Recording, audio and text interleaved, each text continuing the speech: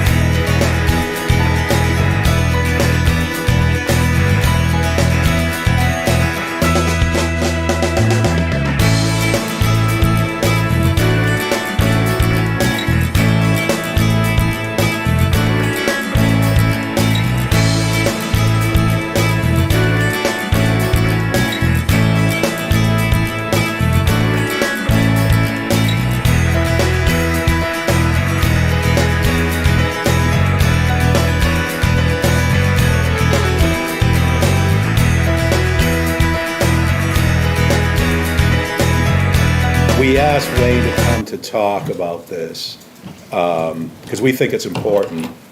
But I also wanted to kind of give a plug to people. I guess I wanted to go around the table, find out where everybody's from.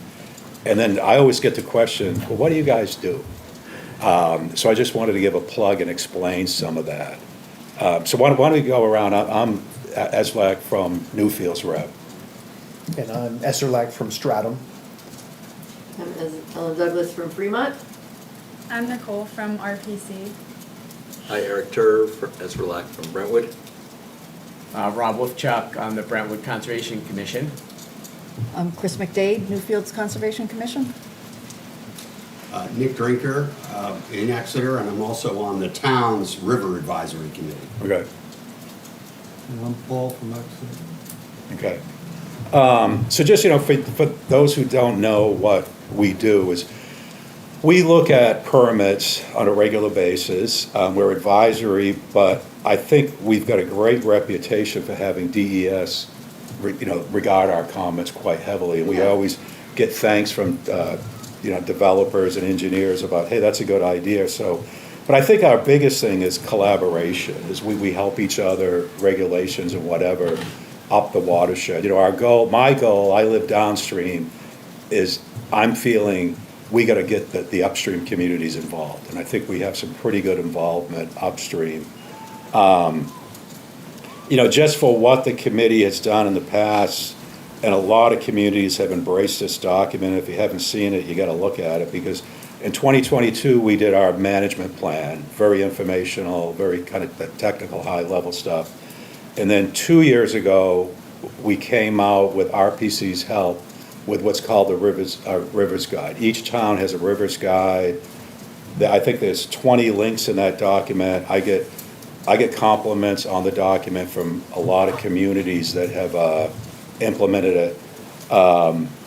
And if you want more information on any of this, just go to exeterrivers.org. It's all right there, all these documents. And then for the ones that have paid their dues, thank you, because we rely on dues. Unfortunately, I'm from a community that hasn't paid their dues. Concom, I got to bug them in Newfields. And I think that's, in-stream flow, I think I've been on the Rivers Committee for 15, 20 years, I think some of us, and we're quite active, and whenever it comes up about every 3 years, right? Generally, yeah. Yeah, we're always. There's another iteration of what I'll be talking about tonight. Yeah, so, I'll let, if anybody has any questions about, what ESRLAC does or wants to come to a meeting, usually we meet in Stratum. And I think the next meeting, we're going to kind of give a summary. I want to give a summary because I'm involved in the Great Bay General Permit, and there's some good news and some interesting news coming out of that study that we're going to get into the science of more. So, Wayne Fire, first off, thanks for coming, and thanks for bringing the rain. Yeah, I'm always glad to have it rain. So I have a field that I like to keep well watered, and it's nice to see the rain when it comes. But, Yes. The in-stream flow program started out many decades ago, failed miserably for several of those decades, and we finally got on a roll in 2002, and we started a pilot program. And since then, we managed to get the pilot rules passed and ran the pilot program, studied the pilot program, a final report for that, and then did rules that we are working under right now. So it only took me 18 years to do that one thing that they hired me to do, is to get the rules passed for the in-stream flow program. So we are now operating under those rules, and part of that process, I don't know if you saw that we have a prioritization process ongoing right now, which is what Exeter River watershed is in, that you're in that prioritization, and I can talk about that in more detail. I put that at the end because I kind of got the idea that you wanted to know more about in-stream flow itself and how does it operate. So that's what I focused on to begin with. So I'm just going to jump over these pictures of people working in the field studying some of the rivers that we've done in the past. And So the first thing I wanted to do, we spent a lot of time and effort putting together a video that's 6 minutes long that describes the in-stream flow program in broad terms, and I'm going to talk about it in more details, but I wanted to give you this framework upon which to apply all that stuff. And I'm not sure, yeah, okay, I can do it this way.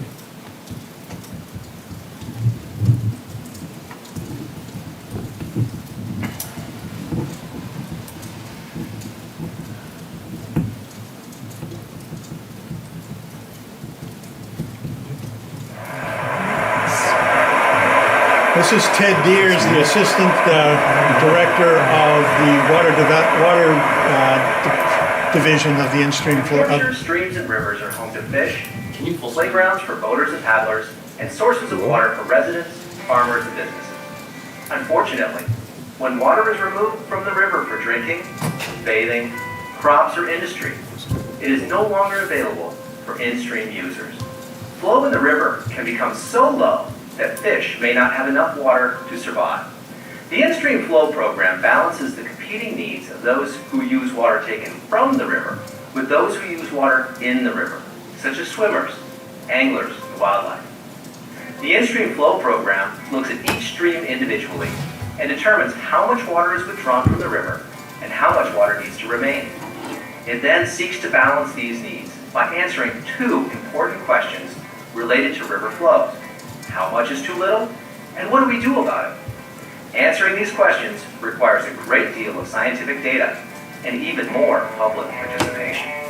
The first question of how much water is too little is complicated by the nature of streams. Stream flow patterns are complex and variable. Just as the amount of water in a river is different from day to day, there are also large variations over longer time periods. This flow variability is what allows a stream to support a diversity of species that have adapted to these different flow conditions. The program uses these natural patterns of high and low flows to define the stream flow protection criteria. Stress from flow conditions is a common and normal condition for the fish and plants that live in streams. So when does some stress become too much stress? The program determines how long low flow periods persist and how frequently they occur. To gauge the low flow conditions that separate normal from excessive levels of stress, the program identifies flows that support fish and river entities and evaluates when those conditions are not being met. Low flows that are longer, lower, or more frequent than normal cause excessive stress. The protected in-stream flow represents the flow levels, durations, and frequencies which prevent that undue stress. After establishing a protected in-stream flow, the program develops water management plans that describe how water users can get the water they need while maintaining protected in-stream flows. Water management plans are developed jointly between the water users, dam owners, and the Department of Environmental Services. Based on their particular water needs, water users and dam owners operate as usual most of the time. However, when flow has been too low for too long, the water management plans clearly articulate the circumstances when operational changes apply and how water users can get the water they need. There are three components of water management plans: water conservation, water use, and dam management. Together, these plans are designed to maintain and restore the natural stream flow pattern and to support water users' needs. The water management plans reduce water losses by eliminating waste and repairing leaks so that more water stays in the river or in the ground. Water use plans identify how water users will operate to get the water they need when stream flows are low. Management may include actions such as outdoor watering restrictions or developing alternative water sources. By reducing discretionary water use and using storage ponds or wells, water remains available for use while delaying or reducing the impact on the stream. For example, one municipal water system uses river water when it is plentiful, but when stream flows are low, they switch to their groundwater wells that have little or no impact on stream flow. The final component for restoring the stream flow pattern is dam management, which is applied in extreme conditions when conservation and water use changes are not enough. Under a dam management plan, a 2-day pulse of water is released from selected lakes to relieve the stress of abnormally long dry periods. The pulse mimics the natural effects of historically common rainstorms. These pulses are carefully designed and used in a manner that also protects lake ecology and the recreational interests of lake users. Because water truly is fundamental for all life, the public has a stake in how rivers are managed.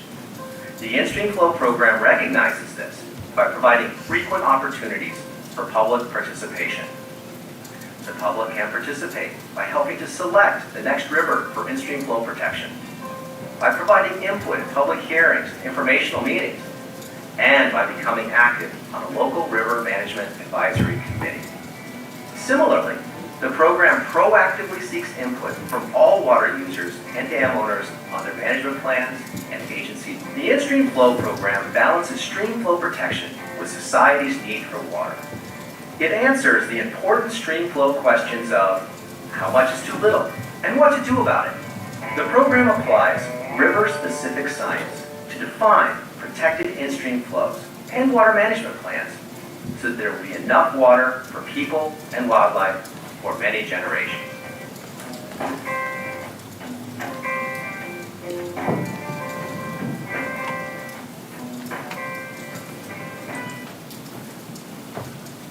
Boy, he has a future narrating on radio. I was going to say, Yeah. Ted should probably make better money. He is so smooth. Yeah. Well, I just wanted to keep going. Yeah, that. Listen to that. That's the important part. And oh, there's that. Say, listen to that. But you can hear that there's public participation goes through this whole process, including this part that we're in right now, which is the prioritization of the rivers. So we'll get into all of that.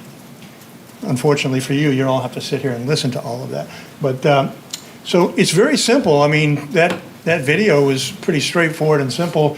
The program is really just define what the protected flow criteria need to be, and then develop a water management plan to make those protected flows happen most of the time. The requirements are that this has to be applied to all of the designated rivers in the state, of which there are 19 listed, many of which have tributaries that are also part of that, so that increases the count.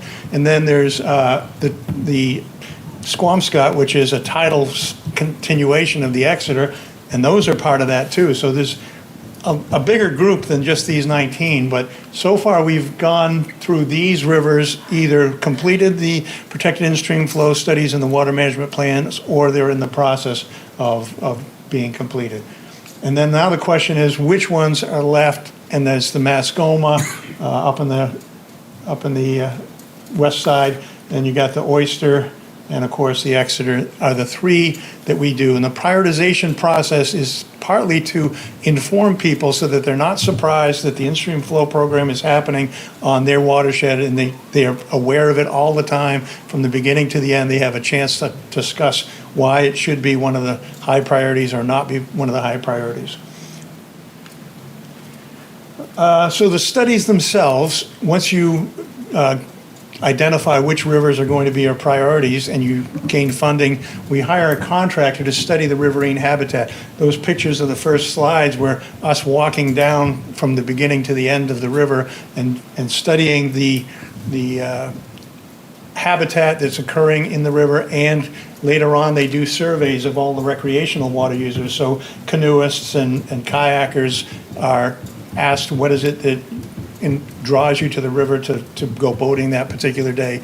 And so these things all get incorporated into the study, as well as looking at the biologically critical time periods. So you've identified there's certain fish in the river. They have either fall spawning or spring spawning. They have summer times when they just need to let their young of the year grow. There's winter when you need to survive. So there's these biologically significant time periods we call bioperiods. So those are divide the year up into portions, because a single value for the whole year just doesn't make a lot of sense given the changes in the stream flow. We determine flow conditions changing as or habitat changing as stream flow conditions change. So as stream flow goes up, some species are happier, some species are less happy. That's why you can have species that are flow-loving and species that are not flow-loving living in the same water body. Sometimes things are good for one and other times they're good for the other. So then we document the whole process and determine what the flow pattern is that we're going to try to maintain. There's a primer online, that's the number, so if you do a search, you can find 7 pages, I think it is. It's not very long, but basically the concept is we know from our pilot program that we want to protect fish, we want to protect the riparian species on the riverbanks, the exemplary ecosystems that are growing there, and the recreational boating. That has been determined as from the list of dozens of things that RSA 483, which is the defining legislation, describe for protection. We don't try to protect the geology because the geology really doesn't change with stream flow. There's a number of things like that we just went through. We did that during the pilot program. We said geology didn't change. So we made the assessment the way it was required of the statute, but then we just said, we're not going to do that from now on. We're going to just do these key elements of flow-dependent entities. So fish have habitats that they prefer based on stream flow. This is one of the components is flow, and as flow increases, their habitat availability goes from very low up to some peak and then drops off. Well, how do you decide then which is the level of flow from all of these? Where should the protected in-stream flow criteria be set? Well, if you're a fish-loving person like you like rainbow trout, you want to say, oh, that's the best. We want to have it all the time. So we want to have that be the protected flow. Well, if you have a water withdrawal, you want to say, well, I'm not quite so sure. I want to have a flow that's maybe down here, a little more forgiving for water withdrawals. And then there's all this argument back and forth, and there's just not really a scientific approach to how that's addressed. When in reality, most of the time, the river is actually down here. So all of that arguing is kind of moot because it just doesn't happen that often. This is what is a real stream flow description. So this shows for the year starting January 1st going to the end of the year, this is the range from the lowest to the highest flow for that any one day applied across all the days of the year. So here's the,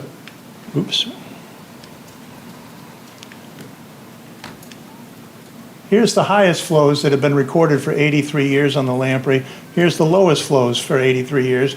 And in the red is the median flow. So 50% of the time flows are higher than this and 50% lower.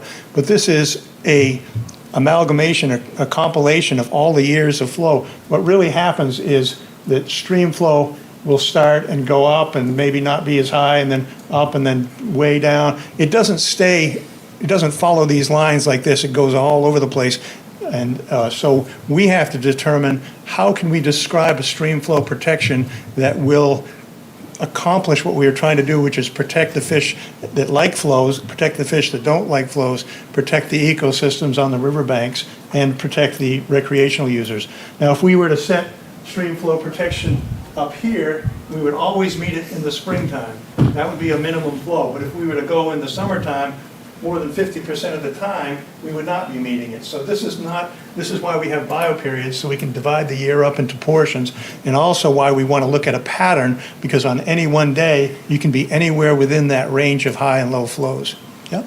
Is this all data coming from those unmanned monitoring stations? Like I know in Brentwood, we have one at Hague Road as a. This is like the Hay Road station. That's all data that comes from those USGS stations. So that's what's gathering this information. If you take all the days and all the daily flows and you say on this day you got 83 different values, they fall within that range. Gotcha. And so that's how that's done. But that just gives you a sense of what you're working with, and it doesn't tell you on any one day what the flow is going to be. Mm-hmm.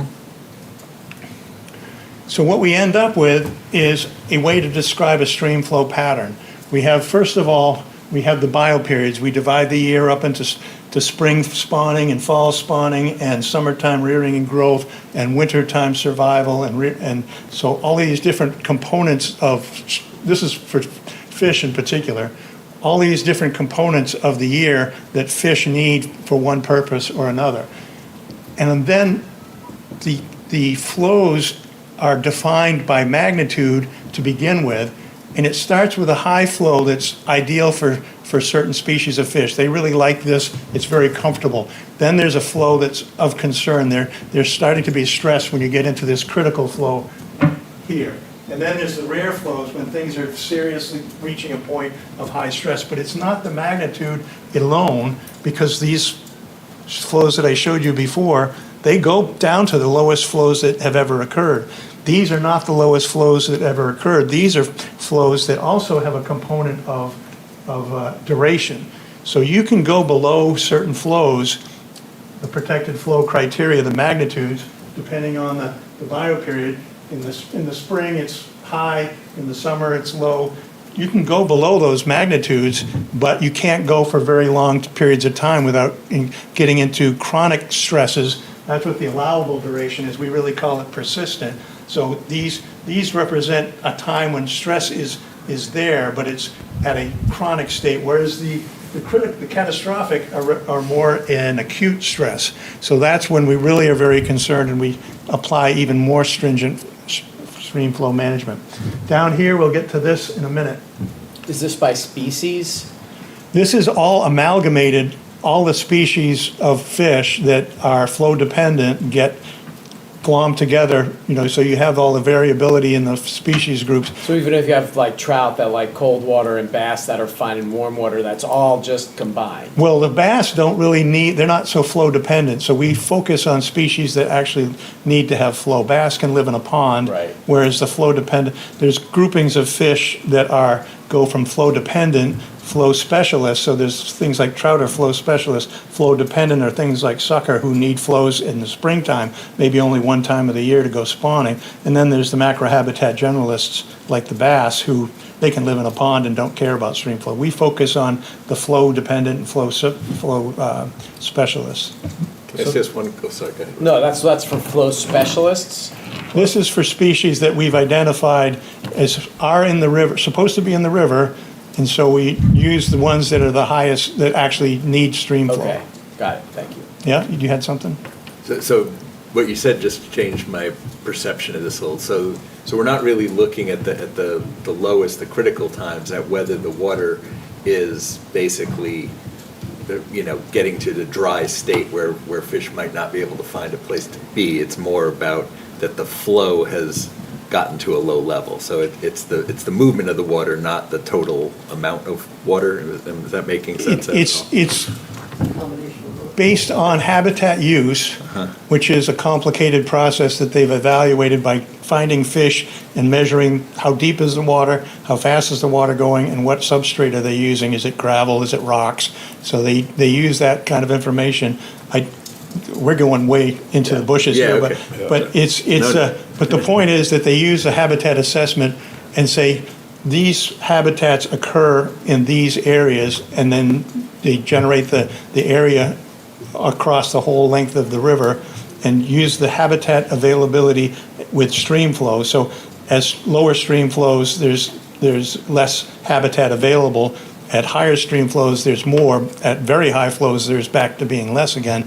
But as you go down with habitat availability, there'll be a point where there's a dog leg and things change from just declining at a regular rate to suddenly dropping off precipitously. And that's what we're looking for, because we know that below that, we're seeing an undue level of stress. So that's what we use as our criteria for at this stream flow magnitude during this bioperiod for this duration, because it's a very three-dimensional assessment that says we are seeing the change in habitat availability as it changes in duration of time and in magnitude. There'll be a series of curves representing flow magnitudes, and they'll break at some point and they'll separate at some point, so that you'll see a wider distribution a wider space, I should have said, between one line and the next of equal magnitude. So habitat will be increasing or decreasing depending on which way you go. There'll be a sudden break in the space between them, and there'll also be a change in the slope that suddenly habitat is dropping off. So that is assessed for how to determine both the flow magnitude and the durations for the particular bioperiod you're looking at. So this is done for, if you have 6 bioperiods, you do assessments that determine for various species what their flow magnitude is and what their duration is for that particular bioperiod, and you combine dozens of these to make the stream flow protection criteria. Got all that? Simple as mud, yeah? Yeah, I will just say the reason I asked is, obviously we have a dam, that controls about half the flow of the river or the water in the river in Brentwood, obviously likely to come out. So like during the summer when I go out, there's pretty much nothing going over that dam. So that, in my mind, is zero flow, but there's still a lot of water behind the river. So in other words, this doesn't really factor in that total amount of water behind the impoundment of the dam. This is really what's going over the dam, how much flow there is. Right, the flow below the dam. We don't really include impoundments in this. Okay. We look at riffles, runs, and pools, which tend to be the habitat for fluvial species, and say we have so much of the riffles, so much of the runs, so much of the pools, different fish live in different areas of that, and then you divide that river up where there is riffles. You say, well, it's 20% riffles, it's 25% run, it's 15% pools, and so you use those criteria to weight the stuff that I talked about before. Great, thanks. Yeah. And then the impoundments become sort of a black hole until you take the dam out and it becomes a riverine habitat again. But theoretically, it should have the same distribution frequency of riffle run pool as the part just above it, so. Yeah. Okay. So this is how we keep track of all that. This is on a daily basis, you can see this is 280 days, not a full year. You can see the green is the common flows, the yellow is oh, good heavens. Common, critical, and rare flows are the red ones. And then as this change of each bioperiod, you get a different set of criteria. In this, you also see the daily stream flows. So the values in the blue with the dots are the daily stream flows. The green represents a time when, the stream flow was below the projected flow magnitude, but it went above it for at least 2 days. So that green dot is what we're looking for when we do things like, the red line over there is the day when I took it, so that was the particular day. The blue line represents a time when we did a relief pulse from a dam. So all of a sudden you've got water jumping up. Here you can see the pink is that persistent category. We should have wait until that turned red, which is the catastrophic condition. So we've gone from this flow magnitude, it's been below it for a long enough duration, now it exceeded the allowable duration, and it's become a persistent problem. And it was about to change to a catastrophic, but it was on a weekend, and being state employees, we decided to not work on the weekend because we don't get paid for those. So that was where we released a relief pulse for 48 hours, and the stream flow went up, and you can see the green dot. So we met the criteria we were trying to do after 2 days. We like to see the stream flow exceed that. Now, why didn't we manage this catastrophic event on the common flows? Well, we don't manage the common flows. If you look at the size of them, 100 CFS, there's no storage, there's no water user that's anywhere near that. We couldn't do anything to change that. And the intent of that common flow is to say, these are ideal conditions for most of the fish that like flows. We're not trying to create a Disneyland for trout or other species, so we're just trying to avoid these chronic and catastrophic acute stress periods.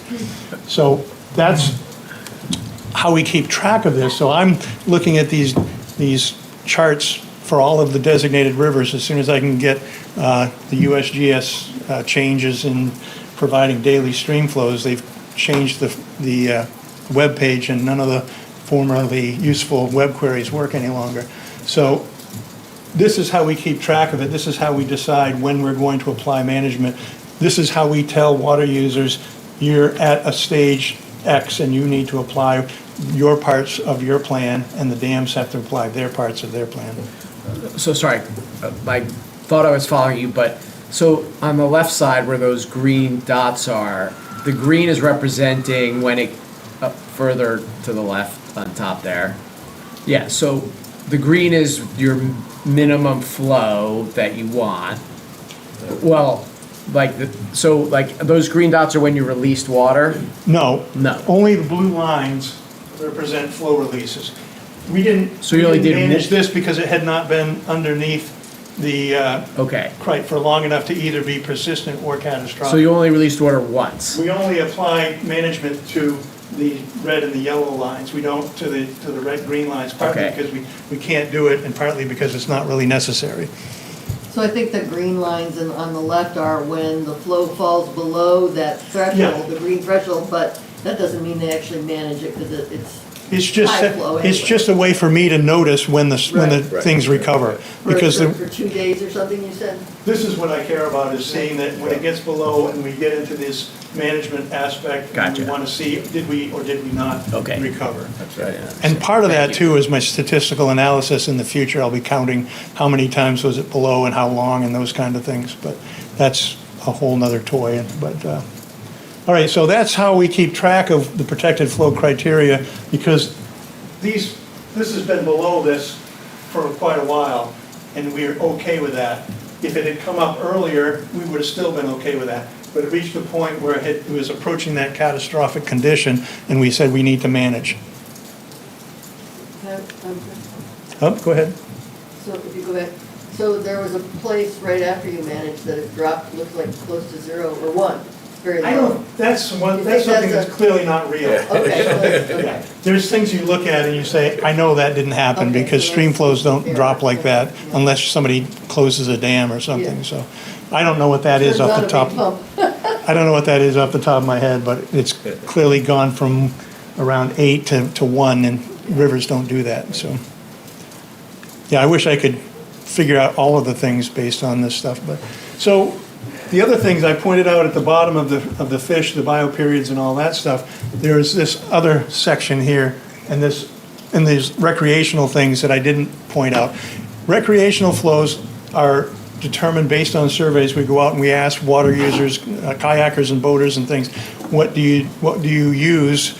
And some people will say, I only go out when it's above 400, I only go out when it's above 600, and we figure out how much of the river flow has to be there for them to enjoy either whitewater or the flat water. In the Lamprey, the way we determined it was if it's above 325 cubic feet per second, then that means that a kayaker can take his boat from all the way through the designated river without having to drag it over rocks. So there's things that are very much subjective, I guess, about that particular criteria. The other part is on the river banks, there's certain ecosystems, there's exemplary communities that we want to protect that are only supported by maintaining flows that inundate that particular level. So if you get like a vernal pool, you need to have water level reach up to that level. How often do you need to have that? Maybe once a year, maybe once every 2 years, but it has to be above that height of water, and that height represents a flow because stream flow varies with height. Stream flow varies with the height. So in this case, these are much higher flows, much more rare, and in both cases, the recreational and the riparian vegetation, the way that we apply this is to keep track of when these things happen, because I cannot create over 3,700 cubic feet per second no matter what I do, but we can keep track of when those things have been met and when they haven't been met. And if we start seeing a trend downwards in particular, then we can at least notice that we should be doing something maybe on a larger watershed scale, things with impervious surfaces, with other types of actions that might not be something that's in my arena, something that I can't do by myself. So that's what I was just talking about, is as you go higher up on the bank, you get different forms of vegetation. You get certain things that need, like sycamore forests, they need to have their roots areas scoured out so that only their babies can survive and that the other species won't crowd them out. So this is where we look at a stream flow that's up to here is much higher, obviously, than the summer low levels. And so we're just identifying where do these exemplary communities exist and at what elevation on the riverbanks. In cases of the protected in-stream flow criteria and in the future, when I talk about the water management plan, both of these go through a public review process. It starts off with having the draft report available on the website, and then we hold a informational meeting after we've notified all of the people that might be affected by this. So in the watershed, we send it out to the affected water users, the affected dam owners, we send it out to the towns, we send it out to the conservation commissions, we send it out to a whole list of people. Some of them are in the rules that say we have to notify Fish and Game and EPA and Fish and Wildlife Service, but we also notify anybody who's asked to be on the notification list. So if you are interested in being on the Exeter notification list, then send me an email, and you'll be on a slide later on how to get in touch with me. You can be on the Exeter, you can be on other rivers, you can be on the whole in-stream flow notification page. So it's up to you if you're interested in that. So after we've held a public information meeting. Did you say abutters are automatically on, or anyone has to? Not abutters, but water users, so people who withdraw a certain okay. amount of water, and people who operate dams, and people who live around the lake by way of their lake association. So like, if they're on a water body, we don't contact everybody that lives around the lake, but we do contact the lake association if there is one, and make sure that they're aware of that, and it's up to them to inform their. Will you be contacting all the towns that the Exeter River goes through? The towns, and we notified all the legislators, the senators and the state senators and House representatives that are representing the towns through which the watershed, I guess, it's in the watershed. And what departments in the towns would that be, like our select board or conservation commission? Generally, the town notifications go to the select board or the town administrator. It's very difficult to keep that up because everybody's going from Billy Bob's email Yeah. address to the Yeah. town administrator or Yeah. to some page where you have to, Right. you can't get in there unless you call up the town and say, I need to be able to do Yeah. this without going Luckily, through. we have AI now to scrape every town's website. That might be the answer. I'm not a big AI guy. I asked it a question like, how far is it from this lake down to this river? And it said it's 1 to 2 miles. I said, yes, I know that. I can see that from looking at it. I need to know how many miles. But, all right, so the point is that we go through a public hearing 15 days or more after the informational meeting. Once upon a time, we had a whole bunch of information that we presented at the public hearing, and people were blown away, and they didn't really have time to absorb it all and then comment on it, even though we had another 30-day comment period. But they couldn't comment very effectively in the public hearing. So we've made this informational part of it a couple of weeks beforehand, and then we have the public hearing where we don't answer questions like we did at the information meeting. We just say thank you for your comment, and that's as much as we're allowed to do. We have the comment period after that public hearing that lasts at least 30 days. Now, this is true of both the We've had the public hearing, you've had the public hearing for this. for the prioritization process, we are still in the public comment period. Right. So that I'll talk about in a minute. But as we go through the protected in-stream flow study, we have a draft report. We'll take that through this process in a comment period. And then the same thing when we get to the water management plan, all the water users and dam owners and anybody who's interested can know about the meeting, know about the hearing, and comment. So this is where we get to the water management plan. We've got a protected in-stream flow criteria now. So now I know where those lines are, and I know where historically the stream flow, the daily stream flow values fell in there, and I know where the persistent and the chronic and the acute events happen, which bioperiod, how long did they last, how deep did they go below that when the catastrophic conditions started. So I have information that tells me once I get to this catastrophic event, I need a certain number of stream, a certain amount of stream flow to get back above that magnitude to offset that, to create something that mimics a 2-day rainstorm event, or what would be for 2 days. So that's the first step, is that deficit analysis. We evaluate the conditions of the water users. So if you're a water user and you have a direct withdrawal, like a golf course from from a river, or if you're a public water supplier and you've got a well that's a bedrock well, it's below a till layer that really, no matter what you do, you're not affecting the stream flow at all. We incorporate all of that information into how much of a water management plan action you have to have in your water management plan. So we evaluate all those conditions and develop plans that then we work with the water users and the dam owners and even the lake associations to say, what have this is what we're proposing. We're not even taking this to the public yet. We're just taking it to you individually.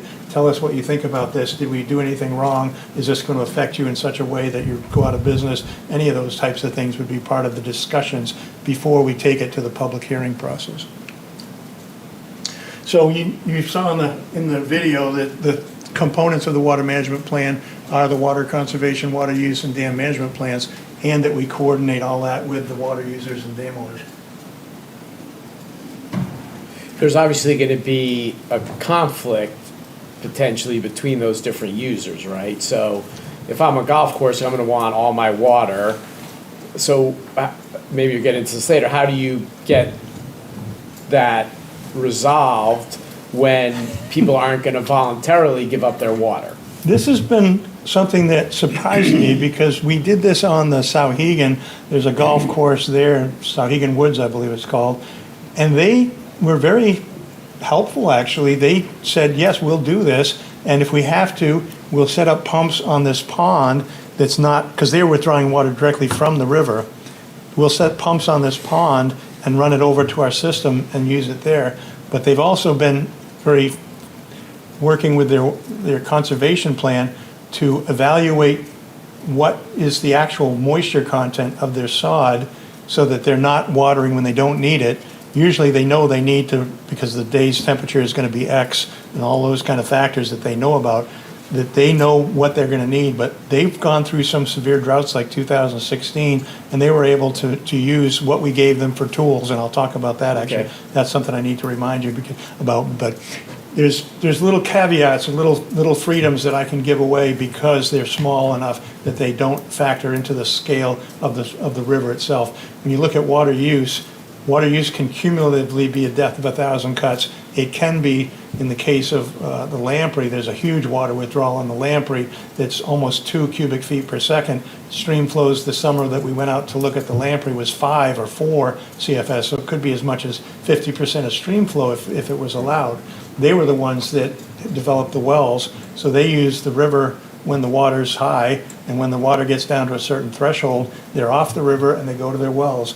And then they have, it's quite an elaborate system, and this is kind of where we need to head, is to use the water, return it locally so that you don't have any impact, or you can just find ways to reduce your impact on stream flow by alternate methods. Like if they had a well someplace, they could turn off their surface water withdrawal and run the well, and by the time the well started impacting the stream, we would hope and expect that the drought would be mitigated by, we're seeing what that duration has to be because we don't really know yet, but we're working through those types of questions. I mean, this is still a relatively new program, even though it's been running for 20 some odd years. So there's always things that come up that we have to fix and tinker with.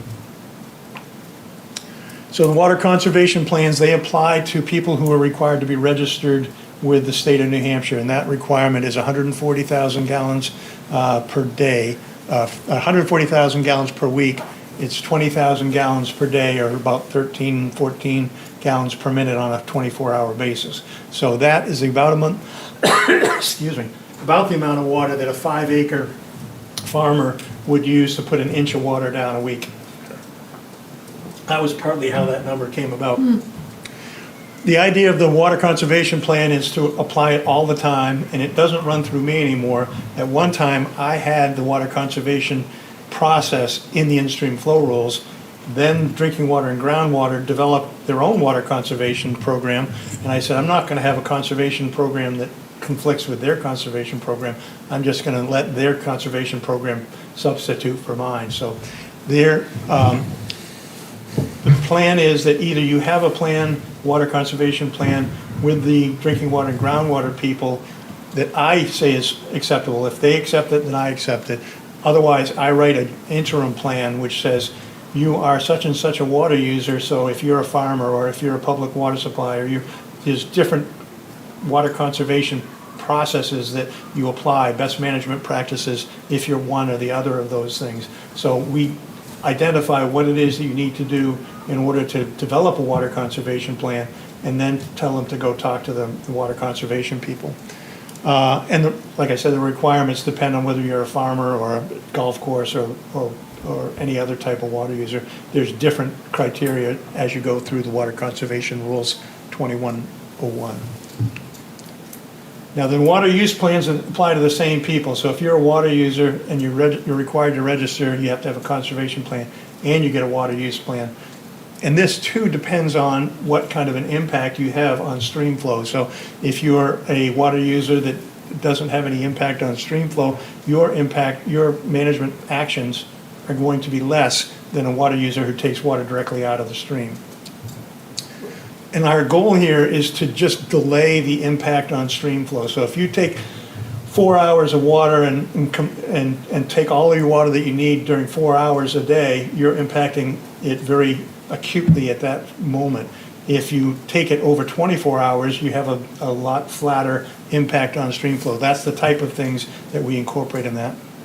Do the water use plans also include wastewater treatment plants that don't extract water, but they use the water to dilute, the effluent? We address, like the Warner Village Water District has a well field right next to the river. They draw water. It is inducing recharge like crazy. And then less than a mile downstream, they return the water. For the most part, we're looking at trying to get their I&I balanced out, because right now, summer times are different than winter times, the springtime. So, but the point is that, yes, if you have water that you take out, but you put it back again, then your consumptive impact is nil. So that is a useful tool. I know that in, I think it's Greenville, their wastewater treatment plant is upstream of where their water source in the lake comes down as a tributary. So they're taking their water from this pond, it drains down to the river, but their wastewater treatment plant is upstream, so they're actually adding water to the system for a brief period of time. So I focus on what is the actual impact of the water user on stream flow rather than worrying about just strict numbers. Our goal here is to try to make sure that we don't go into those catastrophic rare conditions in particular, but the other conditions, reduce that as much as possible. So most of the water use plans don't have any effect on people for most of the year. You get into the summertime and then you get a long period of drought without any rainfall to offset that, to get those green dots, to reset the timing. If you have that, then that's when things start to accumulate either persistent, chronic impacts, or you have an actual catastrophic event. And so most of the time they operate as they always do. And the way they change their operations is this is where I was going to talk about that I was saying before. I have tools called a de minimis. I can allow certain water users that have a direct impact on stream flow because they withdraw directly from the stream flow, a small amount of water that might meet all of their water needs. And I'll show you an example of that in a second. Or you can add storage like a pond that has a clay liner, so you just got a basin that you're not affecting the river flows. Or you can just use an alternate water source. Like if you're taking directly from the river and you switch over to a well, then you've offset the timing of the impact to a later date. So here's one. This is Cold River Materials over in the Cold River watershed. And they have a dust suppression process where they take water out of the river, drive trucks around and water the gravel. And so the calculation for them was at their location, you can have 5% of 7Q10. I think some of you might know what 7Q10 represents, the 7-day lowest average that reoccurs once in every 10 years. So it's a very low flow. It's about 98th percentile of the stream flow. So it's a small amount. And so we allow 5% of that. So it's a teeny tiny small amount. And so we divide that amount amongst water users who have a need to have water out of the river, but they don't need a whole lot. So I can give that golf course, I gave them a certain amount of flow, and they were able to operate with just that amount of water. And the other process is, if you have 113 gallons per minute, you're not allowed to take 226 gallons per minute half the time. You have this fixed amount. So they might need to put in a tank or a storage, but they also have a pond that's outside the watershed, so they can also draw from that pond and use that. Or they can reduce the need for for dust management at all by putting in paving on certain roads and reduce the amount of area that needs to be wetted at all. So these are the kind of things that get incorporated into a water use plan by talking to the water user. So a well. Wells are great, but they're not perfect. This is a three-dimensional look, so you got a well in the middle, and water flows towards this well from all directions, and it creates this low pressure area here, so all the water is flowing towards the well, and that's what draws the water into the well. And so it reaches out a certain distance depending on how much volume is coming out of the well. This is a different perspective of that. If you start here with no well at all, water flows from the water table in a hill, flows down towards the river. If you put in a well and it's not pumping very much, or it's not pumping for very long, it can cause that cone of influence, that cone around it, and it doesn't have a complete impact. It does cut off this amount of water that was going to the river, but it's not taking water out of the river like this is. This is pumping either for a longer period of time or at a higher rate. So now the water is actually coming out of the river, so it's not just depleting. This to me is a lot more of an impact, and I'd address that with more stringent actions than this. So that's kind of one of the things that we look into is, and then there's other ways that you can have like an aquitard where you have a well that takes water below a layer of silt or clay, and it will never touch how much water is in the river, no matter how hard they pump. So these are the kinds of things that go into a water use plan. Then there's the dam management plan. This is the backbone of it to some degree. It's a 48 hours. It starts probably at 10 o'clock in the morning when somebody gets up. It doesn't start at midnight and go to midnight. So we have to be careful about how we look at the daily flows, because the daily flows will change if you start, long story, but the point is that you're looking at the 48-hour impact rather than the daily flows when you do that. So you have to make sure that you recognize that. The stream gauge that's downstream, so in your case, you've got the Hay Road, you've got the one up on, the new one that's further upstream, I've forgotten the name Up of on it. Odell? Sorry? Up on Odell? Odell, that's it, Dell Road, yeah. So that's the other one. So at one of those, we would say this is the index gauge. This is where we measure the protected in-stream flow, where the thresholds are, where the daily stream flows are coming from.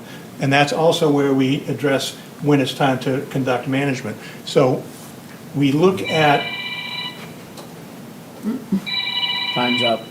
I'm just glad it's not me. So we look at the, I lost where I was. The dams. Stream gauges. So we release water and we measure it as its effect at the downstream stream gauge. We need to have a way to both measure where we are in the daily condition and if we've met our criteria by doing this relief pulse. It considers the lake impacts. So if you're going to drain a bunch of water, we told Pawtuckaway Lake we wanted to use some water out of their lake to feed water downstream to support the river. They was worried that UNH and Durham were getting the water and it was just going to be pumped out for them. They're off the river by the time that happens, so we don't let a relief pulse be part of somebody else's pickup. So the other part of that is that if they're used to a winter drawdown, which they were, a 7-foot winter drawdown, and we said we're going to lower your lake so that we can have stream water in the stream downstream, their immediate image was, you're going to lower our lake down to what it is, 7 feet lower than the summertime usually is, and they couldn't abide by that. So we had to work through that. That's not what we're doing. We ended up I think the biggest withdrawal is like that much water. And if they didn't have people living right next to the dam, they would never notice when we did those relief pulses because it's such a tiny impact on the lake level that, yeah. So what do you do on a river like Exeter that doesn't have a dam that has operating rules and has storage, flood storage, that you would have that availability? Well, the Exeter is one of those rivers that's only got 5 or 6 dams and none of them are And bigger they're all than, run-of-the-river dams. none of them are very big either, so you Right. can't store water, you Right. can't release very much. So this is part of the challenge that they give to me is to try Yeah. try to make that work. Are there And enough users that 140 gallon a day or million, There is a- 140,000? There are a lot. I think I've got a picture here that will show you, but, so that's the challenge of it. We had on the Cold River only two dams that are functionally, are there at all, and so, and only one water user.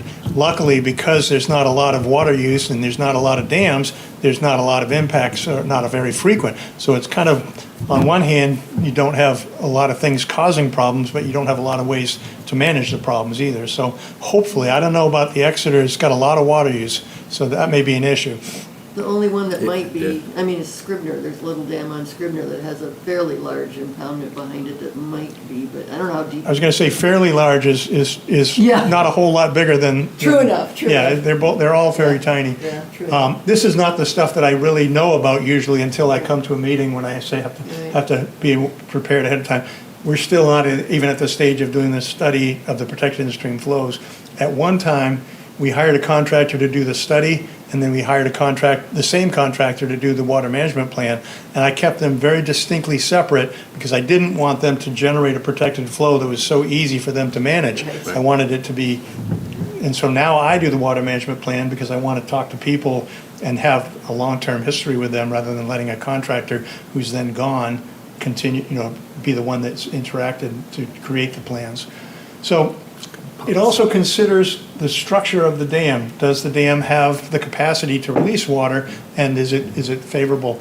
And the location of the dam is critical. Obviously, there's places where if you have a dam that's very much down at the end of the river, it's not going to improve the stream flow. So that's the situation here on the Warner River. Here's two of the oops. Oh, no. Electrofishing. There it is. So here's a dam right here, and it's right at the head of the designated river, the dark blue section of the river. And here's another one that's not very far below that. They both impact most of the designated river, whereas so all of these orange squares are designated or affected dams. Down here, though, these dams come into the designated river down here, so they won't have a whole lot of impact on a good portion of the river. So my focus is to try to use dams that are going to have an effect on that, but I also want to use as many dams as are feasible, because that means that each dam doesn't have to contribute too much. And I try to balance that out with how big is the dam, how big is the impoundment. So like a 200-acre water body, if you take an inch of that, it's 2 inches out of a 50-acre, would I say 100 and 200, 50 versus 100, one of them's 2 inches and one of them's only 1 inch. So I try to balance those out to keep the lakes in equal share of the impact. The other thing is, there's Keyser Lake. It is one of the affected dams that I'm going to try to use.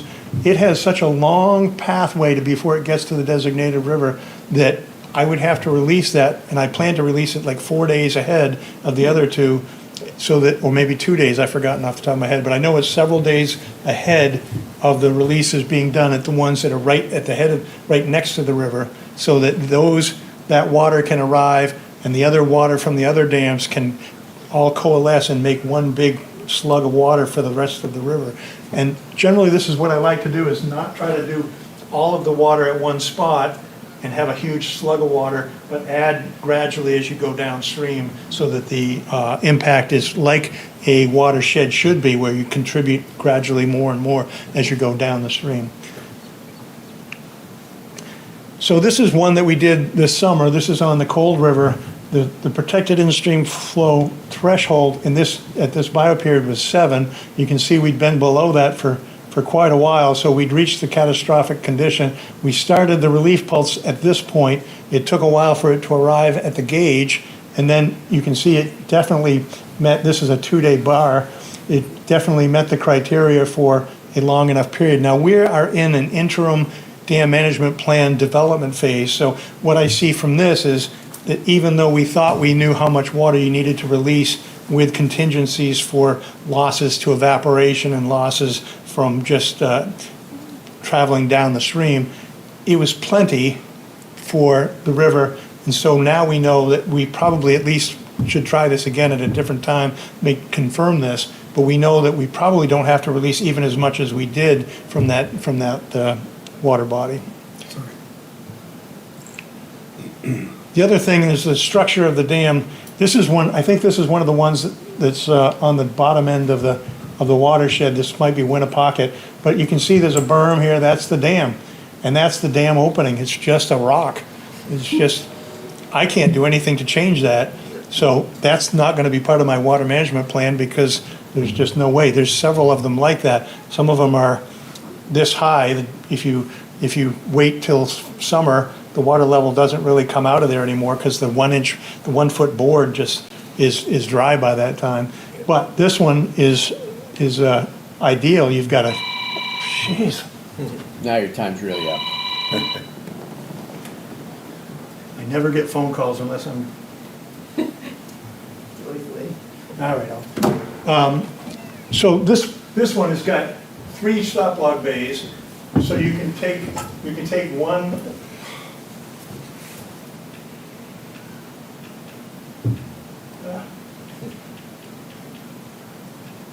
So you can take one or more of these logs out, and if you take 2 out of the middle and 1 out of the sides, you get different amounts of flow from each of those logs.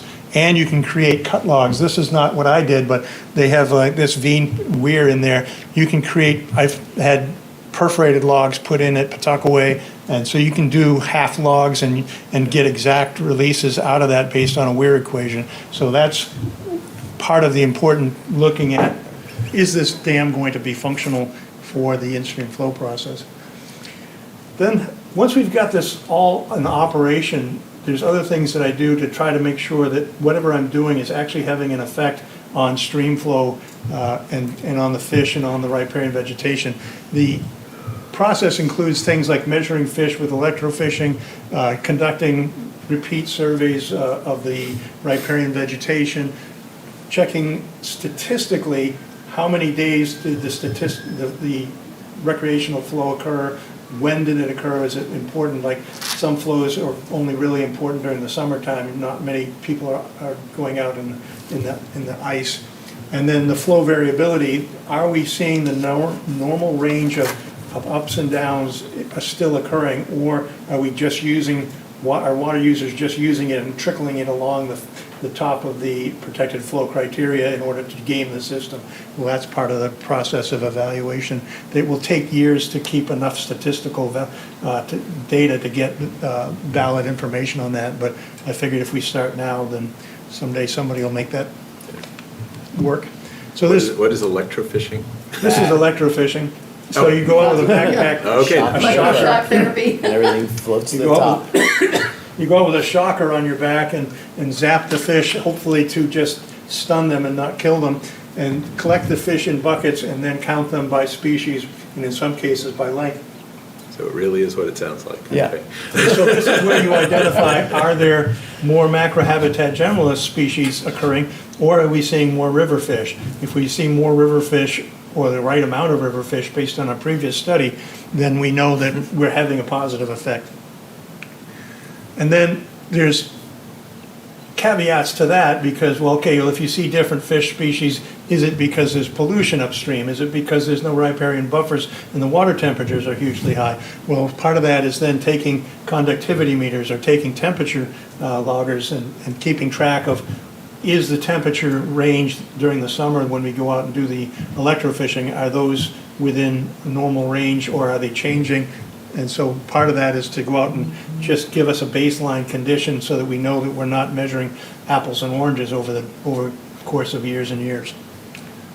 And then on the riparian transects on the floodplain banks, going out and re-measuring the locations of an ecosystem. So you might say, all right, here's some kind of garlic that only occurs within 2 feet of the water, the normal water level. So are we seeing that still in place? Are we seeing it shifting down because it's not getting the amount of water that it needs to? Are we seeing it shifting up because it's having more? So part of this is reoccupying these transects to evaluate whether or not the floodplains are being changed because of either, because of water management. So this is the part, and I'm going to be very brief, we're at either the end of the slides or I can get into more detail. This is the prioritization process. Now this is what we do to get Exeter and Oyster and Mascoma onto the prioritization list. It's based on 6 different criteria, of which we start out with the first 4.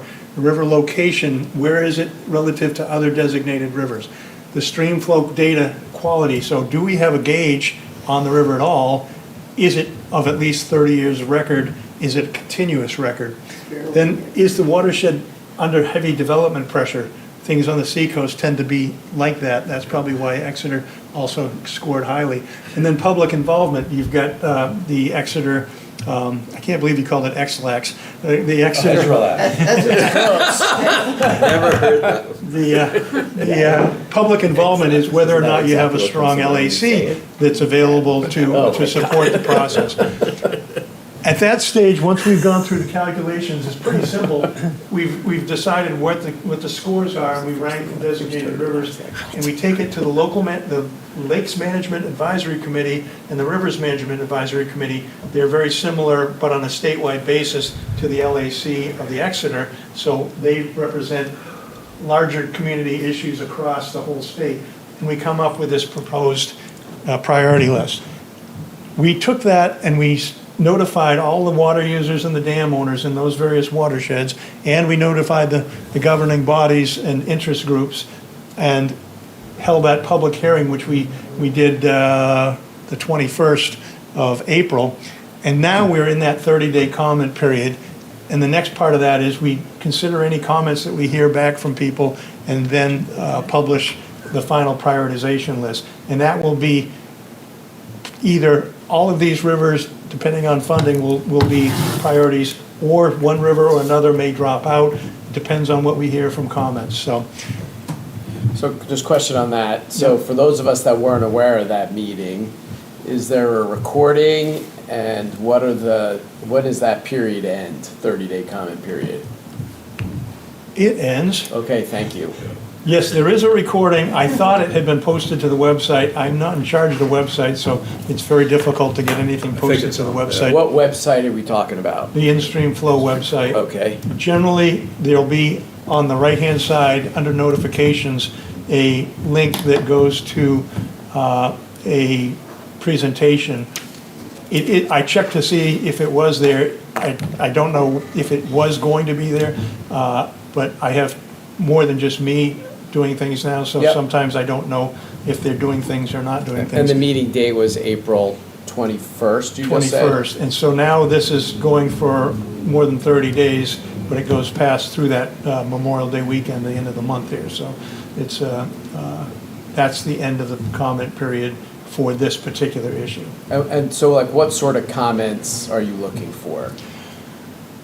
Anything that pertains, I know that on the oyster, the UNH Durham people have already spoken to me and said, we're really busy and we don't really want to change anything on the oyster. And so they may send me comments that say, we'd like to put the oyster off for a year or two. And that may mean that we'll say the oyster's on the priority list, but it's only going to be like last when we finally get funding for the other two first. Or a lot of times like the Ashwalet LAC people, they would write glowing letters to say, we're really eager to have this go and we really want to make it happen. And so comments positive and negative or both are what we're looking for. And are you looking for some sort of commitment from the communities? No, Or not groups? really. It's funded by the general funds, so it's, at least has been in the past. We'll see if it is in the future, but the general funds are what pay for the protected in-stream flow study, and then my time is to coordinate that protected in-stream flow study and then develop the water management plan. These things take years. I mean, it literally takes probably 2 years for the protected in-stream flow study to be done, much less to have it go through the public review process. And then the water management plan depends on how many water users and how many dams there are that need to be evaluated, and the working through of the details with those water users. On Pawtuckaway and the Lamprey during the pilot process, I got to the point and they realized what it meant, and they thought they realized what it meant, and so they thought we were gonna have a 7-foot drawdown. And so I took a year and a half going back to go through that whole process with them so that they understood it. And, yeah, there's a long story there, but the point was, the people who had the pitchforks and tar and feathers at the beginning of that meeting, a year or two later, were saying, why don't you come out with us on the boat and before the meeting, and we'll have lunch or something. So those are the, eventually, most of these things turn around, so it's frightening to begin with, but generally it's not so frightening, because it's key to me to make sure that water users like the golf course get what they need, that the Cold River Materials gets the water that they need, that the lakes are not impacted to such a degree that they're seeing any kind of fish die-offs, or, you can imagine all sorts of things that might be in people's heads, but they're concerned about being able to go boating. Most of the time, they have problems hitting rocks anyway, and to think that it might be another 2 inches lower makes it seem even worse. So there's part of that is just not wanting things to change from what they're used to.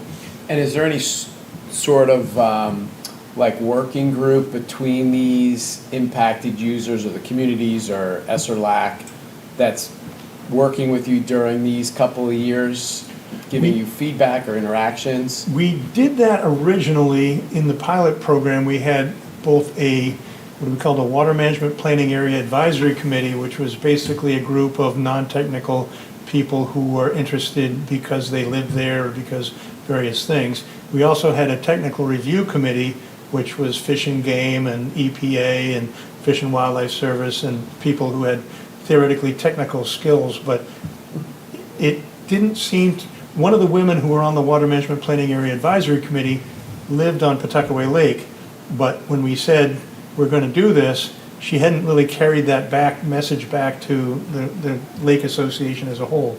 So this is how we try to present the prioritization stuff months and months ahead. It has to be 60 days at a minimum before we start the protected in-stream flow study from after we've completed the prioritization process. So there's a period where we've told everybody this is what we intend to do, and then people who want to be involved can always ask me questions. I get calls from people and they say, what's this and that, but it's pretty rare, pretty few and far between. But if there's an interest, then certainly we would be able to have interim discussions about where we stand and what the concept is. But basically, the development of the protected in-stream flow criteria is, the key part is the fish. That's where the biggest management occurs, because recreational and riparian stuff takes years to even evaluate the potential changes. So it's largely the fish are driving when dam management is occurring, when water use is changing, and the water conservation plan is just always there as part of a way to reduce the overall impact. But it's fairly complicated, and most people don't want to delve into that level of effort of trying to figure it out. We did have some people from UNH talking about statistical, whether regressions of one type or another were more appropriate. I let the consultants argue with that, but there's certainly an opportunity for people to contact me, and we can discuss any of these things over time as they develop. But the protected flows are kind of a complex issue, and if people have that expertise, then I'd listen to it. Thanks.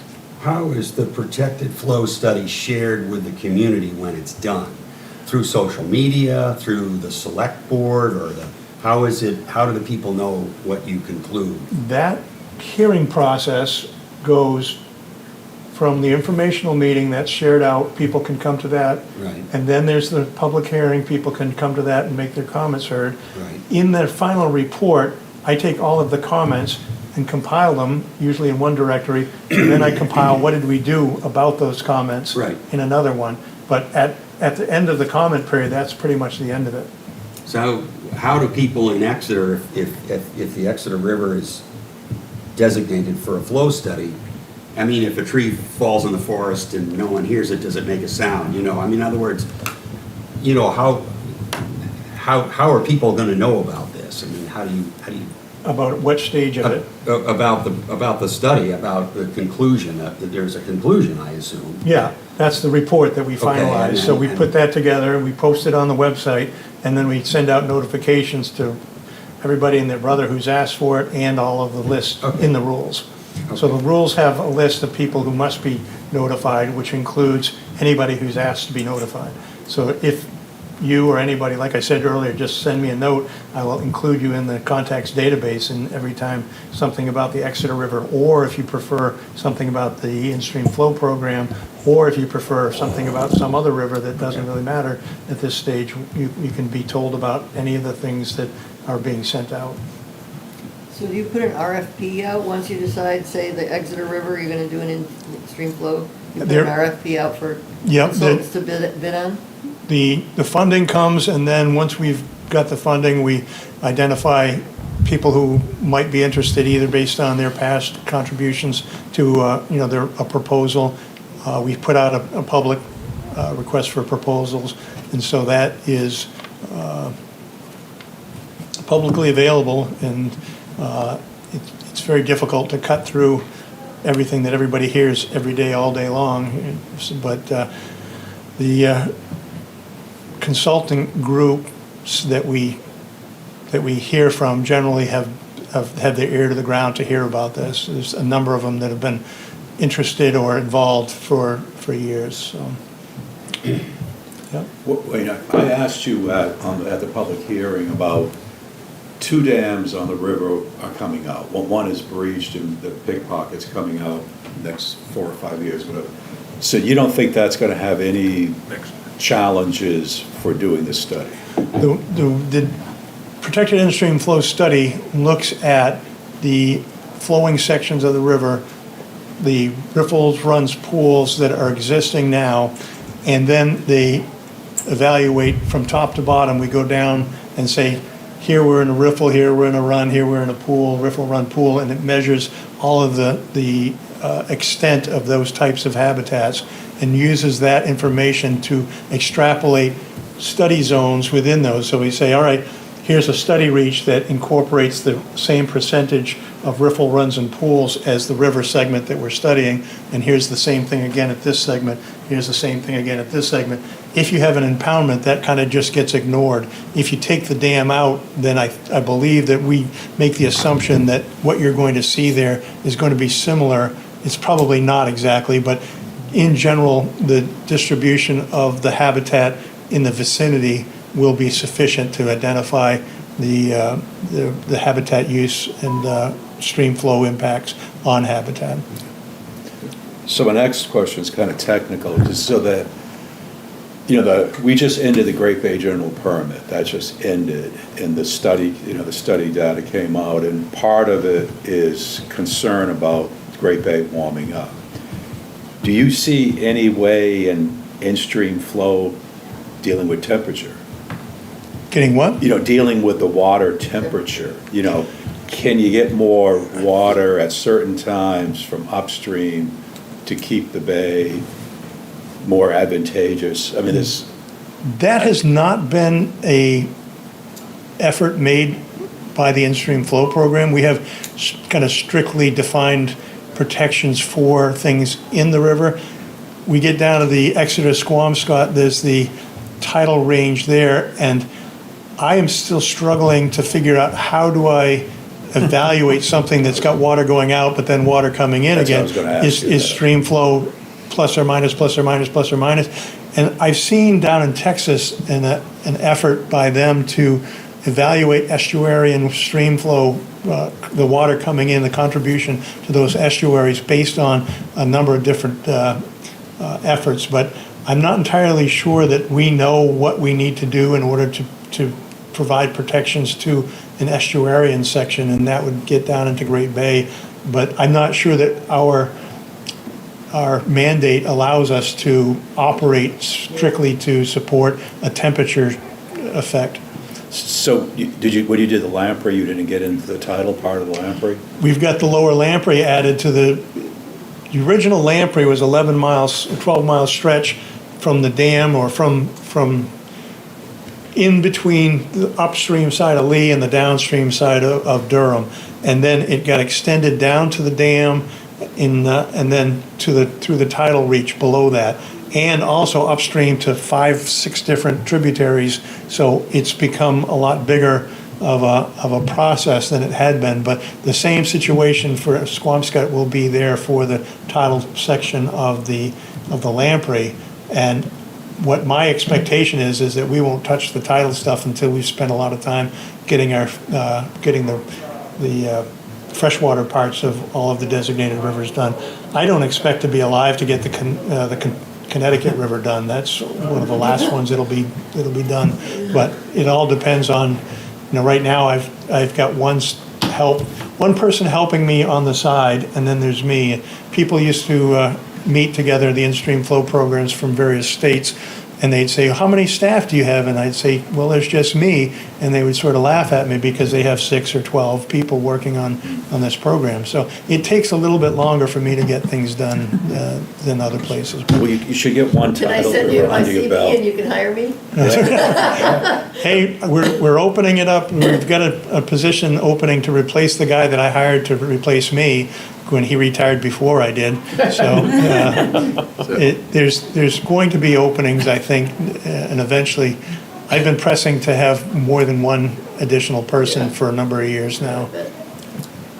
So it's kind of a two-part question. The first one, did I hear you say that there's a lot of withdrawals from the Exeter River earlier on? Because There's a lot I would of, imagine they'd have to be downstream of like where Brentwood, I'm not aware of them upstream of, or any within my town, or anything upstream of that. well, this is where I was going to ask you all if you were tired of sitting for a while, and because I can go on and talk about this. Sorry, folks. That's the Exeter Yeah. watershed. Yeah. There's the crap. Oh.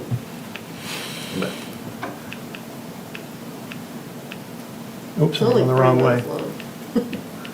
There it is. So there's the Odell gauge, there's the Hay Road gauge. Yeah. All of these little W's represent a water withdrawal source or discharge, mainly sources. Of greater So, than 140,000 gallons per day? Yes. Wow. I don't even know. It what the doesn't one- take that much. I mean, it's Brentwood is. you get Well, a housing development or Yeah. some of these things. I mean, I can't name all of these off the top of my, I actually have it. Unless it's really long, yeah. Is there a listing of these? So we Yeah, can see it's what on, they it's are? you go in-stream flow, I think there's all this data, that stuff's there. Yeah. I guess the second half of the question, the reason I'm asking it is, appreciating the whole, everything you've said basically about the need for studies and then the management plan. It feels like, so we're next year gonna lose the Pickpocket Dam most likely, 2027. So that's the last major dam on the river before the bay, going into the bay. So I guess I'm wondering, like, if we didn't have too many water withdrawals that we could limit, and we didn't have a dam that we could pulse release, do we have enough tools to actually make a management plan work? I have often wondered why at the lower gauge, how do you get to the point where you're down to zero flow? And I have to believe that it's very similar to one of the in-stream flow programs. I guess it's a river down in Massachusetts. I'm trying to remember the name. Ipswich River, where they have so many groundwater withdrawals that the river goes dry in certain sections. And so I wonder because a lot of these are, some of these are bedrock wells in the area around Phillips Exeter, and some of those are probably not having very much of an impact. Others of them, I just don't know yet. I haven't gone through any of this process in any detail to know who's using a lot of water and where is it happening.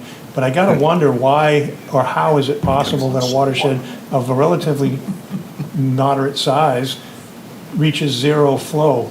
Yeah. And so I have to believe that since you don't really have dams that are changing things, that there's some water being withdrawn that's not being returned locally. It's being returned at the wastewater treatment facility downstream, so it's not available more than that one time that it's being used. Yeah, 'cause we're all well and septic, and I'm surprised to even see one dot in. Well, see, the septic is ideal for me because water gets out, you take a back, water right, well yeah. and you take the water out and maybe you wash your car or maybe you water your lawn, but most of the water is going right back into the system. Wells also.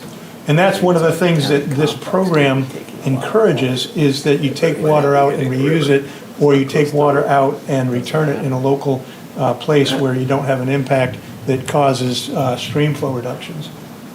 Okay, so this is we can look these up on the in-stream flow website? No. No. This is something that was generated, I forget for what purpose, but we will be developing more detailed data about water use. Like each one of these water uses is going to have a year to year to year. So I like to get at least 10 years of water use records, because going back over history, there's water use that happened, and then because of water conservation programs, people use less water, and so you tend to get more of a stable recent conditions. But sometimes people use more water because now you've got more students, or now you've got more activities, or you've got a bunch of other things that are happening that adds to it. So we want to see not only how much water are people using, but what is the water use change. And then we talk to the water users and say, are you expecting a big new management or a manufacturing process that's going to use a lot of water? Or are you putting in new developments that are going to use a lot of water? And where's that water going? So Just last question, sorry. So each of those Ws that are on there is a large, or 140,000 gallon, but does that mean it's taking that from the river, or is no, it? not necessarily, Okay. because some of So those that's the question. irrigation wells that Phillips Exeter uses are bedrock wells. Right, that that's what I are was deep. wondering, Even yeah. though they're close to the river, they're probably not having, maybe they're not having, and that would be one of the things you have to look and say, do they have a pumping test report? Do they have a drill report? Did they go through some Squamscott clays before they went into the bedrock? Is their impact going to be spread so wide because they're in a bedrock well that's got a long fracture zone that goes for miles and draws water from that whole stretch? Those are the types of things where I say your water use plan is not to do anything.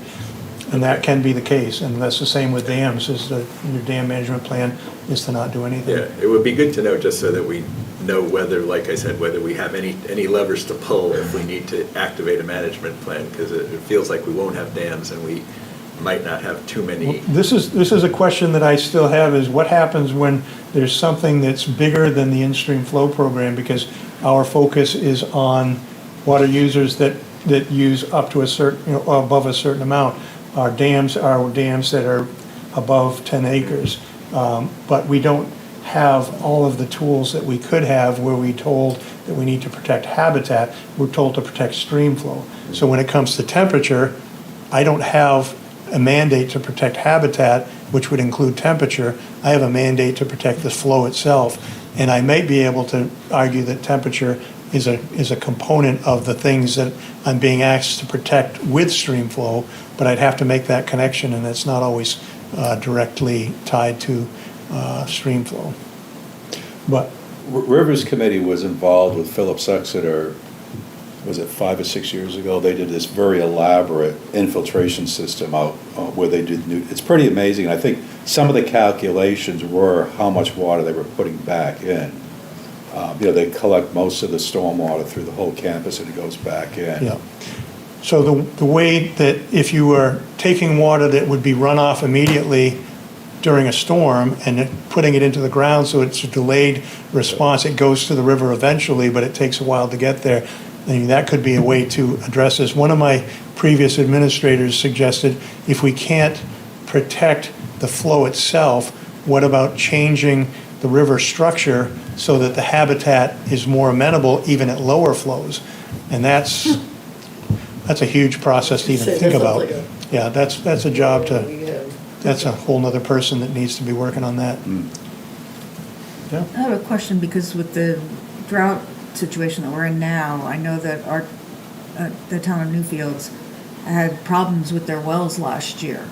And so how much information do you have about like where the wells are sourcing their water from, and then how much impact that has on the river? A lot depends on how old the wells are. I know that the Lee wells in Lee for the UNH Durham system were put in place before the groundwater permitting process, so they didn't have a computer model that was done to source where's the water coming from.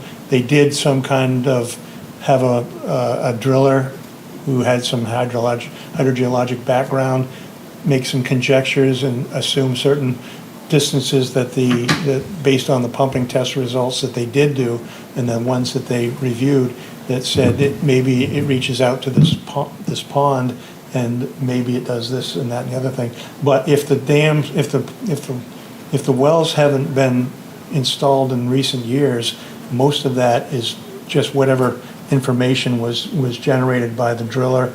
And the bigger wells, that tends to be fairly good information. You'll have the depth to this screen zone. If it's a sand and gravel well, they'll know what the screen size is. You'll know what the intervening materials were above that they didn't screen and why they didn't. And we'll be able to have some idea of, is this well drawing water from a distance? Is it covered by an aquitard or an aquiclude that makes no water being able to come through that very easily, and so it's not having a direct impact on stream flow at all. But it's all has to be evaluated based on what information there actually is, rather than the computer modeling that's required with a new permitting process. My guess is it's probably old enough. Yeah, I would guess so. Yeah. Yeah. Wayne, what do those numbers represent, and where can we find out more information about them? That is the water user ID. So in some cases, you've got like this 21018, that's a new one, because most of the numbers, like the places like Durham has numbers like 24066. They have very, very low numbers relative to So where do you go to look up information on that number? That is in the water use database. Yeah. And Is that publicly Is that available? publicly available? I don't know, that's what I was just gonna say. that's- I have access to it, because I need to know that stuff, but I think if you look in the EMD or the One Stop page, there's ways to get that type of information. And there is, I can't say for sure whether all that's publicly available, but, because sometimes things like spring water sources, they don't want to publish how much water they're using against, their competition may give them a way to outcompete. So that's a New Hampshire DES website? That would be in the One Stop and the. What does One Stop mean? One Stop is an online tool for searching through the database. I used to sit over the wall from the gal who ran that, so I never had to learn anything about it, and I tried to avoid anything like that, so I'm not the person So to that's something ask. our RPC contact may be able to get for us? Yeah, Teresa.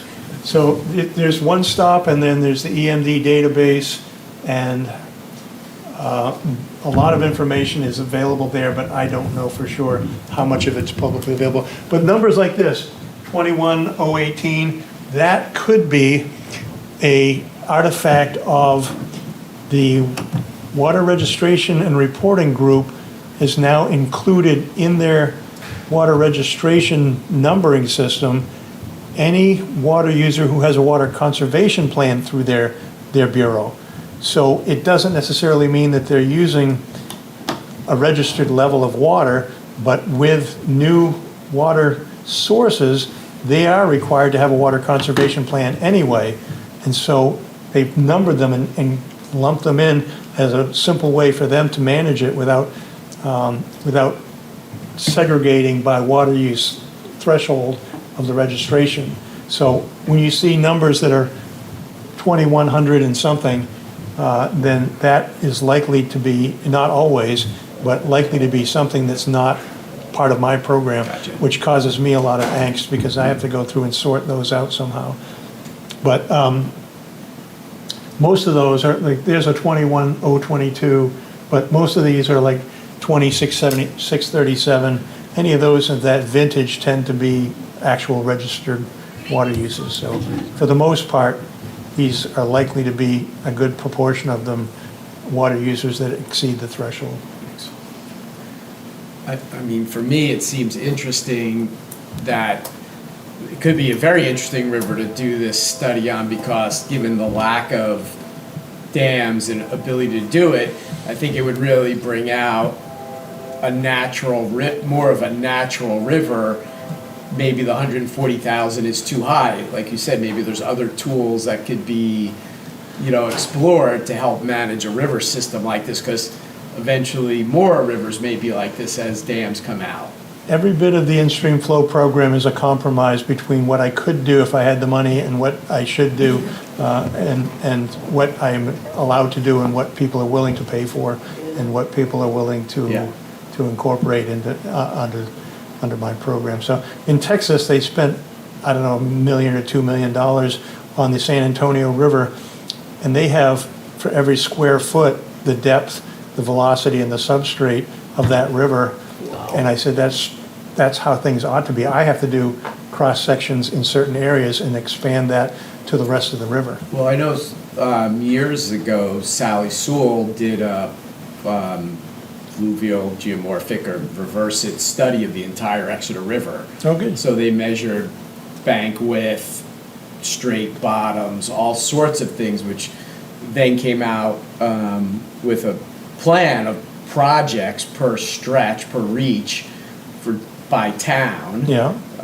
So that's a resource we've used in Brentwood to try and correct things that were noted, but also was like a very detailed measurement where they went out in canoes and waders and measured the whole river. So it seems like that might be something that plays into. That would certainly be helpful for the people we do for consulting. If they have that access to that data set, then what we do to begin with the protected in-stream flow study is to start at the top of the river and walk the whole length of it. Yeah. And guys are sitting there with the tablets and plotting, here we're in a riffle zone, here we're in a run, here we're in a pool. Yeah, so And I so think they've done that. They've got that whole thing taken care of. It's on Ezra, on our management plan site. We've used it, didn't we just use it on a river DOT project somewhere? Over in, Yeah. So, Yeah. No, it was an extensive project. Wayne, one of the things as a committee we struggle with are communities that haven't adopted strong stormwater regulations. How do you kind of account for that in all of this? From this area, you're going to see more runoff versus not a lot of runoff. That is something that we try to apply on the Isinglass right now. We've just had a development of the reference stream flow, meaning that you take out the impacts of a dam who releases water in the fall, and we know how much volume that is, and we have dam records to say when they did certain things. We take that water back out of what the stream flow is.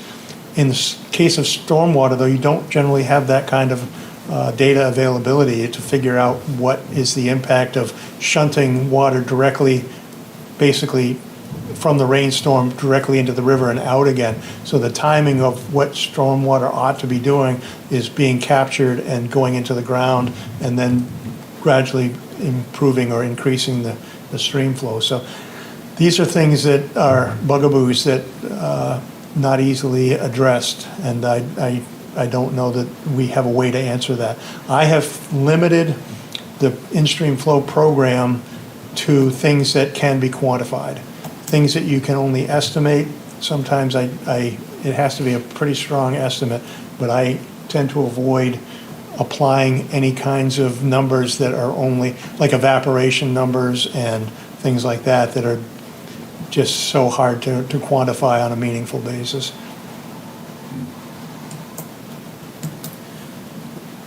So, tell me the conclusion of your prioritization efforts so far. There was 3 or 4 rivers that were still there on the list. And is it ranked, like, which one is number 1, which one is number 2? I'll show you the final results. These are the interim, the parts that I talked about, the various segments. So here we only look at rivers that are there's no upstream designated river on this. So like the Connecticut River has to wait till we've done the Ammonoosuc way up north, and we've already done the Cold, we're looking at the Mascoma, we're doing the Oswego. So we're working from up in the watershed down, and so things like the Kentucook, I'd want to do the North Branch Kentucook and get that all settled before I tried to do anything that was impacted by that segment. So these are just some of the criteria, but here's the development patterns, and the population is based on giving it a rank based on the median, strength of the local advisory committee or the absence thereof, the breakdown of scoring,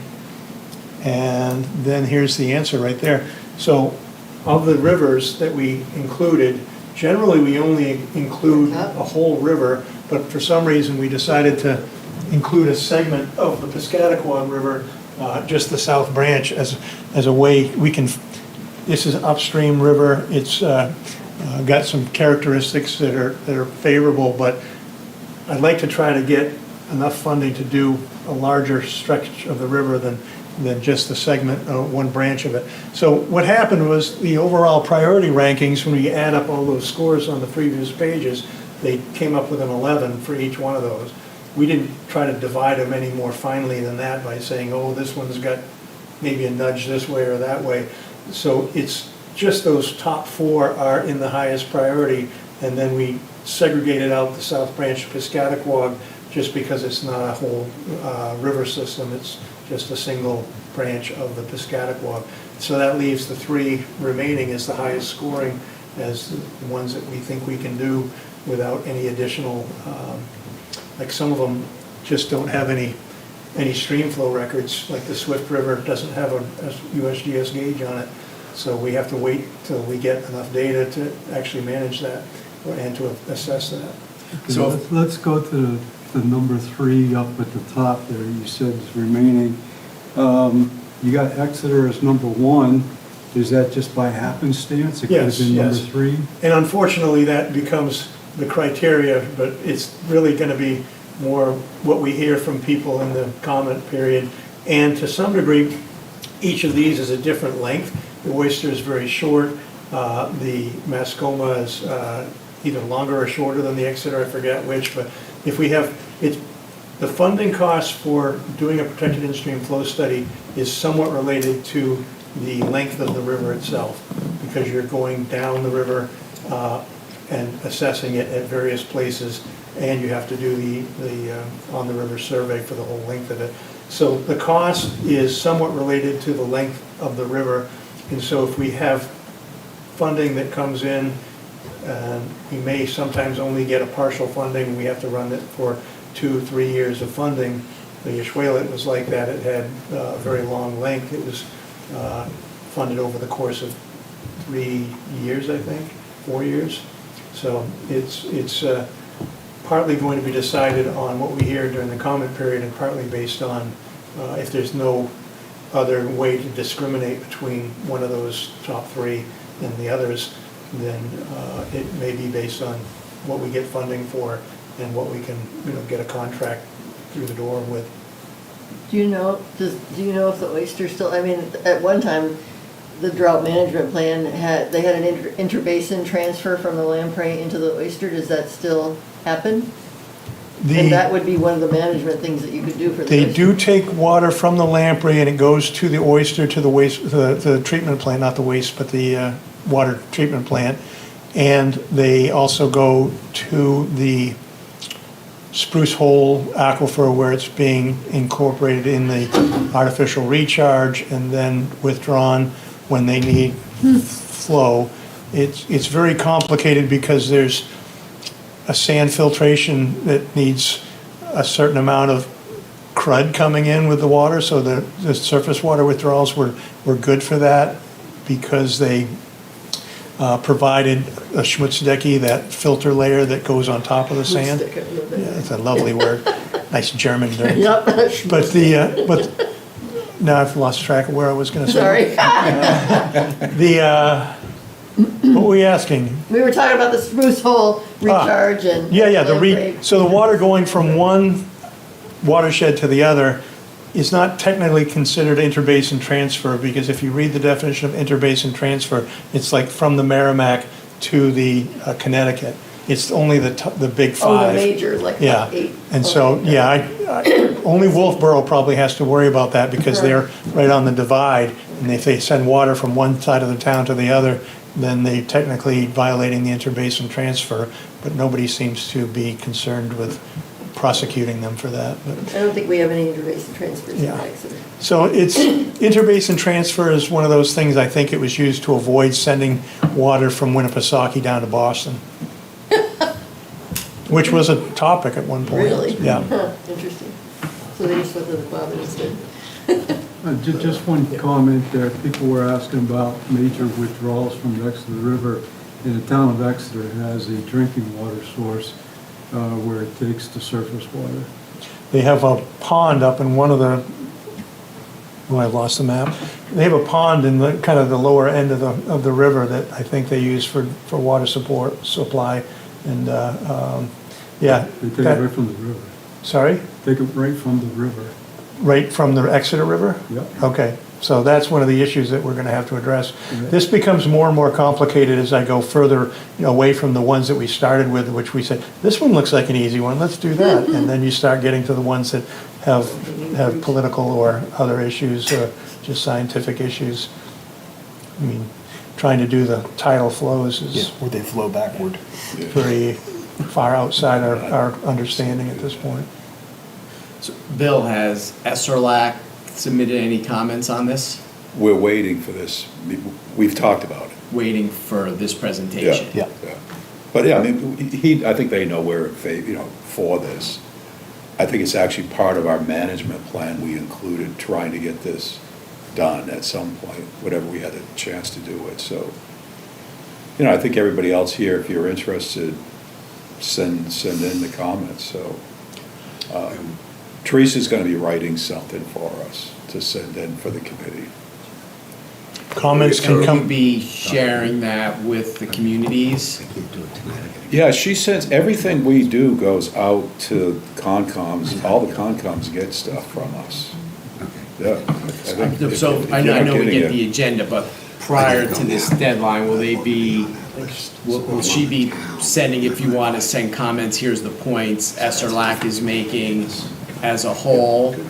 So some communities may be unaware of what this is, and it sounds like comments are going to be a big factor in their determination. But I think it would be good if Brentwood would send, Concom would send something too, as well. Copy to the entire group. No, to the. Oh, yes, to that right yes, so there. certainly, I Yeah. mean, I personally will take it back to our group. But I'm wondering, for other people, a lot of times it's helpful to put out bullet points or something for the other communities, some sort of notification, this is going on. If your community is interested, here are some bullet points to include for a comment. The comment period is ending in a few weeks. I'll ask her if she can. I just don't know that in real life, 20 days gets that done. Well, can't hurt. No, but I mean in terms of getting our thoughts formulated and out and bullet pointed to someone else to take back to a group to get their thoughts formulated and out. I don't know that happens in 20 days. Well, I don't think the request was necessarily that it had to be your bullet points, it's just the notification and awareness, so for the Just people the that coordination weren't. of comments, right? Yeah, that, hey, Organization. this has gone on, here's where you find the public meeting, if you want to view it. Here's the slide deck, if sorry, Wayne is sharing that, and then, you know, if you have comments, review and comment by this date, that would be enough. Well, I mean, I was suggesting some bullet points also, Oh, just, it okay. doesn't have to be your formally written letter, but, you know, yes, I agree, 3 or 4 weeks is not a lot Yeah, of no, I time, mean, but. if you think in terms of in my experience, the speed of local government, 20 days lets you get one thing done, not one thing to someone else to another thing done. I guess I'm surprised, you know, when I attended the public hearing, I think I was the only one there, and I think there was somebody from Oyster River that attended it. You know, we were all remote. But all these Concom had received information on it. And Yeah, I we mean, I didn't. monitor Yeah. ours, and, I mean, it could have gone to I my don't- junk or deleted, Yeah. but I certainly wasn't aware, and I think if something as important as this, we have to, you as a coordinating organization, can, you know, Well, potentially- we're coordinating. and I'm gonna, but we're my not- rep is sitting right here from Brentwood, so Yeah. I can I was talk gonna to talk him directly. afterwards. Yeah. So. Well, I guess my one thought is, are alternative- we going to formulate a set of comments by the deadline? Teresa's, they're gonna work on that, yeah. Okay, are we gonna meet again to like do I that, or? think we don't have time. to Right, do that's that. what I'm wondering, so like, what's the process? Should we send, Teresa, should we send you our thoughts from tonight, or, you know, and again, I'm gonna look for the recording of the public hearing, because I didn't know about that, so. Public hearing was really just a 6-minute Oh, okay. presentation, and Oh, okay. there was just a few questions. We talked about this same type of information, oops, that's on these pages that talk about how the ranking was occurring based on the development pressure, based on the distribution, the So the location. comment is just on the ranking, not obviously on, there'll be a separate thing on a plan when it's developed? This is simply, what do you think about doing this We wanted that. prioritization? And to a Okay. large degree, it's to make sure that people are notified ahead of time that a protected in-stream flow study is going to occur. Okay. In the case of the Oyster River, if somebody says, we really have a hard time, with addressing this because we're so involved with changing this or pulling that or putting new wells in or something like that, that might give us a reason to do one of the other rivers first. But the other alternative is if you feel like there's something significant that you want to develop, I mean, generally these are fairly rote type of responses. We've got a river and we're going to do protected in-stream flows on this. But if people feel like they need to develop some kind of a discussion, then one way to address that is to send a request to extend the comment period. And that has been frequently approved, or at least in my experiences, has been. Is your Concom gonna meet between now and then? Yeah, we're meeting on next week, so I'm gonna bring it to them, because I Okay. have all the details. But we have a lot of other towns probably that, like you said, it's, a lot of times it is hard to get a comment, because we only meet once a month. So maybe a recommendation to extend it another 30 days. Maybe this group could vote I to thought I read- submit. Did the comment period get extended to 60 days? I thought I I'm read sorry. that. Did the comment period get extended? I thought it got extended, no? It's May Maybe I read something 26th. else. This May comment period has 26th. not been extended. Okay. No. Read- No one's asked for it. Oh, Like I said, generally people, oh, okay. So, the protected in-stream flow study, I mean, I showed all of the water users, but the protected in-stream flow study does not apply to them. It has nothing to do with them. It's only looking at the river and saying, here are the fish species, habitat, and the change in habitat with stream flow. but they would be part of the water management. They would then be part of the water management plan that comes after the protected in-stream flow study. So it really is important to know that you might be affected, you will be part of the water management plan if you are an affected water user or an affected dam owner, but it really plays no part in the protected in-stream flow study. Yeah, so I mean, it does seem like it's beneficial to all the towns, and even with Exeter withdrawing water, given that they're at the very end of it, it has probably, or maybe just even beneficial, because there'll always be more water potentially coming down to them, being at the very end. Part of what the Lamprey people thought was beneficial was that by having the water management plan in place, you didn't have people willy-nilly coming along and asking to withdraw water. It's a little more difficult than it once was, because now you have the water quality certification process for surface water withdrawals, and you have the groundwater permitting process for wells. So more protection for the water supply. Right. Once upon a time, if somebody wanted to withdraw water from a river, they basically put a pipe over the side.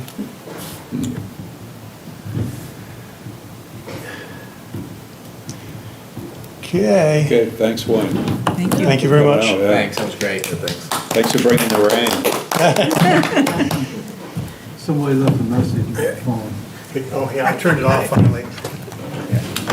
You never get a phone call, and then all of a sudden you're doing something like this. 10 people call you. Are we gonna meet? Only one of them did I actually know who it was. So you're gonna like formally. You mean comments? Comments?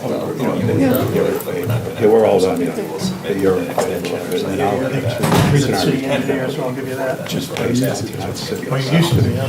Still you know. I was just He knows the right. Thank you for tuning in to Exeter TV. Exeter TV is the town's public and government access channels, available on Comcast channels 6 and 22. Channel 6 is your channel.